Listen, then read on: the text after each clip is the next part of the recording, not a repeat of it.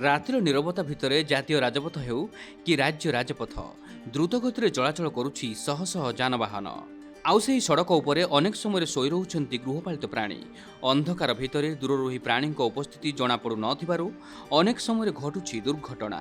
ଏଭଳି ଦୁର୍ଘଟଣାରୁ ଗୋମାତାକୁ ସୁରକ୍ଷା ଦେବା ସହ ଯାତ୍ରୀଙ୍କ ଜୀବନ ରକ୍ଷା ପାଇଁ ନୂଆପଡ଼ା ଜିଲ୍ଲା ଖଡ଼ିଆଳରେ ଆରମ୍ଭ ହୋଇଛି ଏକ ନିଆରା ପ୍ରୟାସ। ଗୋମାତା ସୁରକ୍ଷା ଯୋଜନା ଅଧୀନରେ ସଡ଼କରେ ବୁଲୁଥିବା ଗୃହପାଳିତ ପ୍ରାଣୀ ବିଶେଷ କରି ଗୋମାତାଙ୍କୁ ପିନ୍ଧାଯାଉଛି ରେଡିୟମ ସେଫ୍ଟି ବେଲ୍ଟ।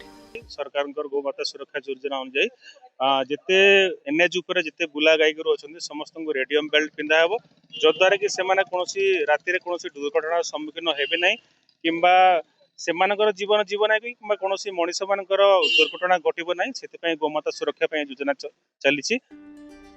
ରାତ୍ରିର ଅନ୍ଧକାରରେ ଯାନବାହନର ହେଡଲାଇଟ୍ ଆଲୋକ ଏହି ବେଲ୍ଟ ଉପରେ ପଡ଼ିଲେ ଏହା ଆଲୋକ ପ୍ରତିଫଳିତ କରିବ। ଦୂରରୁ ହିଁ ଗୋମାତାଙ୍କ ଉପସ୍ଥିତି ଯାନବାହନ ଚାଳକଙ୍କୁ ଜଣାପଡ଼ିବ। ଏହାଦ୍ୱାରା ଚାଳକମାନେ ସମୟ ପୂର୍ବରୁ ସତର୍କ ହୋଇ ସୁରକ୍ଷିତ ଭାବେ ଯାନ ଚଳାଇ ପାରିବେ। ଖଡ଼ିଆଳ ପ୍ରାଣୀ ସମ୍ପଦ ବିଭାଗ ଏବଂ ଖଡ଼ିଆଳ ବିଜ୍ଞାପିତ ଅଞ୍ଚଳ ପରିଷଦର ମିଳିତ ପ୍ରୟାସରେ ଏହି ଅଭିଯାନ ଆରମ୍ଭ ହୋଇଛି। କେବଳ ରେଡିୟମ ସେଫ୍ଟି ବେଲ୍ଟ ପିନ୍ଧାଇବାରେ ଏହି ଅଭିଯାନ ସୀମିତ ରହିନାହିଁ। ଗୋମାତାଙ୍କୁ ଖାଦ୍ୟ ପ୍ରଦାନ କରାଯିବା ସହ ସେମାନଙ୍କ ଯତ୍ନ ମଧ୍ୟ ନିଆଯାଉଛି।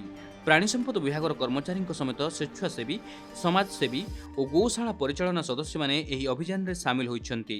ଆମର ଭେଟେନାରୀ ଡିପାର୍ଟମେଣ୍ଟ, ଏନ୍ଏସି ଏବଂ ଏଥିରେ ଆମକୁ ସହଯୋଗ କରିଥିଲେ ବଜରଙ୍ଗ ଦଳ ସମସ୍ତଙ୍କୁ ଧନ୍ୟବାଦ ଦେଉଛି। ସମସ୍ତ ମିଳିତ ଆନୁକୂଲ୍ୟରେ ଆମେ এই ରେଡିୟମ ବେଲ୍ଟ ପ୍ରାୟ ଆମର ପାଖାପାଖି ଆଜି 50 ରୁ 70 ଗାଈଙ୍କୁ ଆମେ ଲଗେଇଛୁ। ଆଉ ଯେଉଁ ବାକି ରହିଛି ଏନ୍ଏସି ଭିତରେ ଯେଉଁ ଗାଈ ଗୋରୁ ବୁଲୁଛନ୍ତି ତାଙ୍କୁ ଆମେ এই ଭିତରେ ଆମେ ଏଗୁলো ସମ୍ପୂର୍ଣ୍ଣ ଲଗାଇଦେବୁ ଯଦ୍ୱାରା କି ସେମାନେ ମଧ୍ୟ ସୁରକ୍ଷା ହେଇପାରିବେ। ରାତିରେ ଯେଉଁ ଗାଡ଼ି ଗୁଡ଼ିକ ଦ୍ରୁତ ଗତିରେ ଯାଉଛନ୍ତି এই ରେଡିୟମ ବେଲ୍ଟ ଦ୍ୱାରା ସେମାନେ ଜାଣିପାରିବେ। ରେଡିୟମ ବେଲ୍ଟ ପିନ୍ଧାଇବା ଭଳି ପଦକ୍ଷେପ କେବଳ ଗୋମାତାଙ୍କ ଜୀବନ ରକ୍ଷା ନୁହେଁ, ସଡ଼କରେ ଯାତ୍ରୀଙ୍କ ସୁରକ୍ଷା ପାଇଁ ମଧ୍ୟ ଏକ ସଚେତନତାର ବାର୍ତ୍ତା ଦେଉଛି। ଗୋମାତାଙ୍କ ସୁରକ୍ଷାକୁ ନୈତିକ ଦାୟିତ୍ୱ ଭାବେ ଗ୍ରହଣ କରି ଖଡ଼ିଆଳରେ ଆରମ୍ଭ ହୋଇଥିବା ଏହି ଅଭିନବ ପ୍ରୟାସ ଅନ୍ୟ ଅଞ୍ଚଳ ପାଇଁ ଏକ ଉଦାହରଣ ପାଲଟିବ ବୋଲି ଆଶା କରାଯାଉଛି।